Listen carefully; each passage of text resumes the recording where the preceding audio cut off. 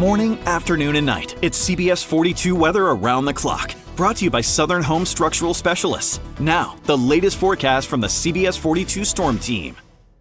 Happy Wednesday evening. I'm Storm Team Meteorologist Jacob Woods. We're seeing the rain and storms that were around over the better half of the last 6-8 hours finally tapering off, so most of us stay dry tonight. Temperatures are going to be falling into the lower 70s. We'll see some new storms ignite mainly over the Interstate 22 corridor north and west of Birmingham into the wee hours of our Thursday morning, and then a complex of storms is going to form from Double Springs to Hamilton, Fayette area, and then eventually work its way towards the south and east. And once that does, it will be just at the right time of the day to interact with enough instability. We could have some of those storms on the stronger to even severe side, producing some gusty winds up to 60 miles per hour. That level 1 out of 5 marginal risk covering all of central Alabama. So here's Futurecast. Any storms around this evening going to dissipate just shortly after sunset. There's those newer storms that ignite into the wee hours of Thursday morning. Again, mainly Hamilton, Fayette, Double Springs, Jasper areas.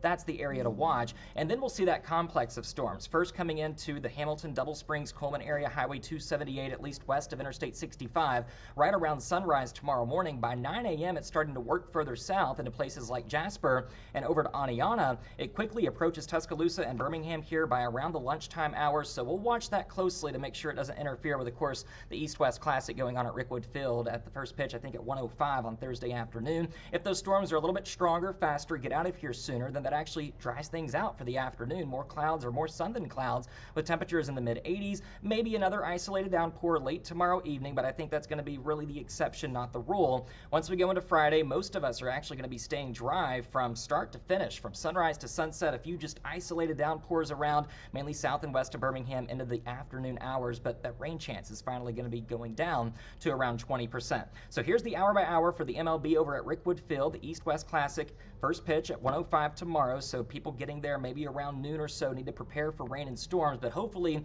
we get that game started on a dry note, and I think if we do, we'll certainly end the game on a dry note. There's also Rock the South happening in Coleman from Thursday through Saturday, at least for Thursday evening, a 30% chance for a few storms. Most of us stay dry, and then we're going to be really dry and hot going into our Friday and Saturday. Actual air temps in the lower to middle 90s, but you factor in the really muggy air, it's going to feel like it's between 100 to 105 degrees all the way into the beginning of next week, and that may prompt some heat advisories. We'll have to watch that closely as we go into the start of next week, as high temperatures approach 95 by Tuesday. But the good news is that little to no rain is expected from Friday on through the middle of next week.